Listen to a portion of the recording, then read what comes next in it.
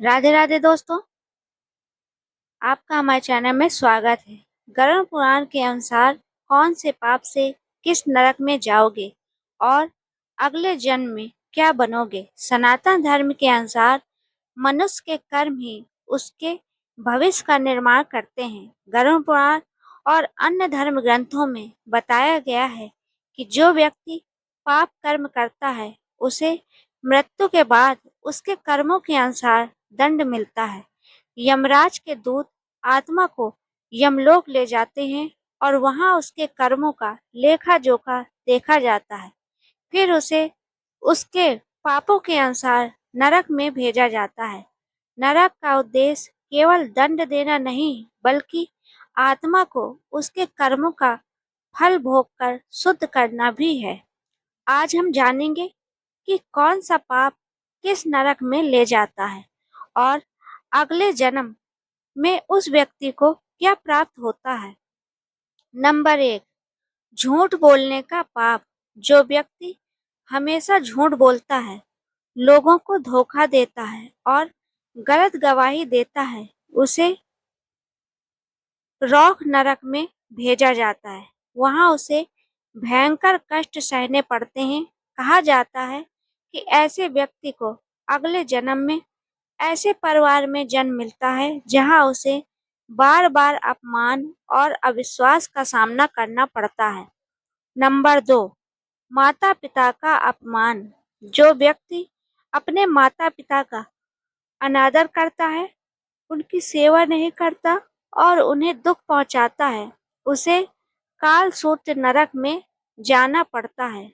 वहां अत्यंत गर्म भूमि पर कष्ट झेलना पड़ता है। अगले जन्म में ऐसा व्यक्ति अनेक दुखों और अभावों का सामना करता है। नंबर 3, गुरु का अपमान। गुरु को भगवान के समान माना गया है। जो व्यक्ति अपने गुरु का अपमान करता है या उनसे विश्वासघात करता है, उसे नरक की यातनाएं भोगनी पड़ती हैं। अगले जन्म में उसे ज्ञान प्राप्त करने में कठिनाई आती है। नंबर 4, चोरी करने का पाप। दूसरों का धन, वस्तु या संपत्ति चुराने वाला व्यक्ति तमिस नरक में जाता है। वहां उसे अंधकार और कष्टों का सामना करना पड़ता है। अगले जन्म में उसे गरीबी और संघर्ष झेलना पड़ सकता है। नंबर 5, निर्दोष जीवों को कष्ट देना। जो लोग बिना कारण पशु पक्षियों या कमजोर लोगों को पीड़ा देते हैं, उन्हें महा रौख नरक में भेजा जाता है। अगले जन्म में उन्हें भी वैसे ही पीड़ा का अनुभव करना पड़ सकता है। नंबर 6, विश्वासघात।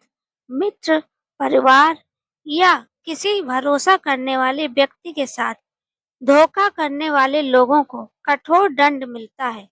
अगले जन्म में उन्हें विश्वास की कमी और अकेलापन का सामना करना पड़ता है। नंबर 7, धर्म का अपमान।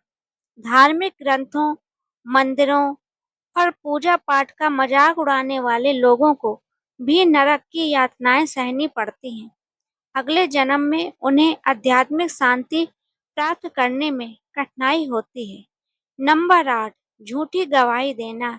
न्याय के विरुद्ध जाकर झूठी गवाही देने वाले व्यक्ति को गंभीर पाप का भागी माना गया है। ऐसे लोगों को मृत्यु के बाद कठोर दंड भोगना पड़ता है। नंबर 9, लालच और भ्रष्टाचार। जो व्यक्ति दूसरों का हक छीनकर धन कमाता है, रिश्वत लेता है या बेईमानी करता है, उसे नरक के कष्ट भोगने पड़ते हैं। अगले जन्म में उसे आर्थिक संकट और असंतोष का सामना करना पड़ सकता है।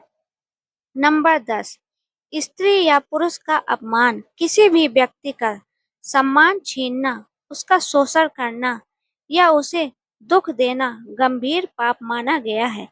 ऐसे कर्मों का फल अवश्य मिलता है। नंबर 11, क्रोध और हिंसा। जो व्यक्ति हमेशा क्रोध में रहता है और दूसरों को कष्ट पहुंचाता है, उसे मृत्यु के बाद उसके कर्मों के अनुसार दंड मिलता है। अगले जन्म में उसका जीवन संघर्षों से भरा हो सकता है। नंबर 12, नशे की बुरी आदतें। नशा करके अपने परिवार और समाज को कष्ट देने वाला व्यक्ति भी पाप का भागी बनता है। ऐसे कर्म जीवन को अंधकार की ओर ले जाते हैं। नंबर 13, भूखे को भोजन न देना। धर्म ग्रंथों में अन्नदान को महान पुण्य कहा गया है। जो व्यक्ति सक्षम होने के बावजूद भूखे और जरूरतमंद की सहायता नहीं करता, उसे भी उसके कर्मों का फल भोगना पड़ता है। नंबर 14, दान में कपट। दिखावे के लिए दान करना या दान देकर उसका अहंकार करना और उचित नहीं माना गया है। सच्चा दान वही है जो निस्वार्थ भाव से किया जाए। नंबर 15, ईर्ष्या और द्वेष। दूसरों की उन्नति देखकर जलना और उनके लिए बुरा सोचना मनुष्य को पाप की ओर ले जाता है। ऐसे विचार भी कर्मों को प्रभावित करते हैं।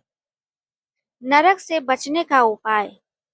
धर्म ग्रंथों के अनुसार मनुष्य यदि समय रहते अपने कर्म सुधार ले तो वह अनेक पापों के प्रभाव को कम कर सकता है। इसके लिए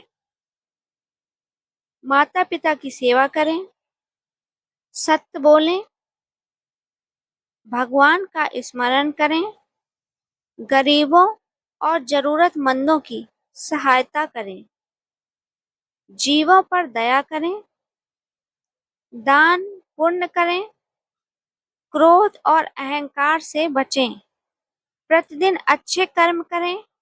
निष्कर्ष, मनुष्य का जीवन उसके कर्मों से बनता है।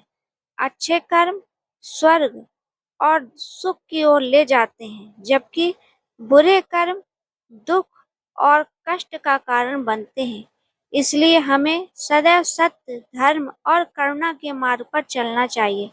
यही जीवन को सफल बनाने का सबसे बड़ा उपाय है। भगवान सबको सद्बुद्धि दे और अच्छे कर्म करने की प्रेरणा दे। दोस्तों, अगर आपको ये जानकारी पसंद आई हो, ज्ञानवर्धक लगी हो तो please like subscribe my channel अद्भुत कहानी में इसी तरह की प्रेरणादायक वीडियो बनाती रहती हूँ। कमेंट में हर हर महादेव जरूर लिखें ताकि भगवान विष्णु और महादेव